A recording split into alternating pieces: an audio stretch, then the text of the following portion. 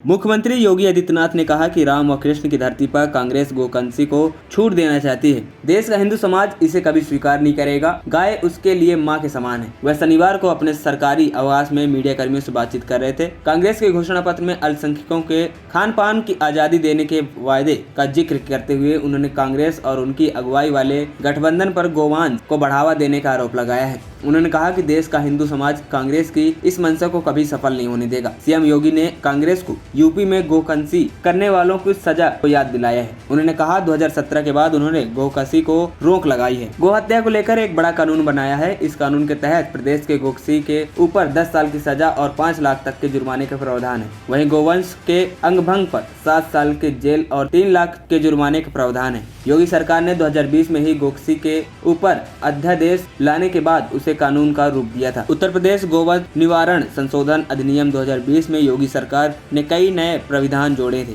जिससे प्रदेश में गोकंसी करना आसान नहीं रह गया था। इसके तहत यूपी में गोकंसी व गोवंश की तस्करी के अपराधों की सजा और कड़ी कर दी गई थी। इस अधिनियम के तहत गोकंसी की तस्करी पर 10 साल तक की जेल और दोबारा दोषी पाए जाने पर सजा दोगुनी हो सकती है। वहीं इससे पूर्व कानून में गोवंश या वध एवं इस नियत से तस्करी पर न्यूनतम सजा का प्रावधान नहीं था। संशोधित कानून में गोकंसी के न्यूनतम 3 साल की सजा और न्यूनतम 3 लाख रुपए जुर्माना तय किया गया था। वहीं गोवंश को अंगभंग करने पर भी कम से कम 1 साल की सजा और 1 लाख का न्यूनतम जुर्माना होगा। अधिनियम में स्पष्ट रूप से कहा गया कि जो कोई किसी गाय या उसके गोवंश को ऐसी शारीरिक क्षति करता है जो उसके जीवन को संकट में डालने या अंग भंग करने, उस व्यक्ति पर 1 वर्ष से 7 वर्ष तक की सजा और 1 लाख रुपए से 3 लाख रुपए तक के जुर्माने से दंडित किया जाएगा। वहीं संशोधित कानून के अनुसार अगर तस्करी के लिए ले जाया जा रहा गोवंश जब्त किया जाता है तो 1 साल तक उसके भरण पोषण का खर्च की वसूली की अभियुक्ति से की जाएगी। पूर्व के कानून में गोवंश या उसके मांस को ढाने वाले वाहनों, उनके मालिकों या संचालकों पर कार्रवाई को लेकर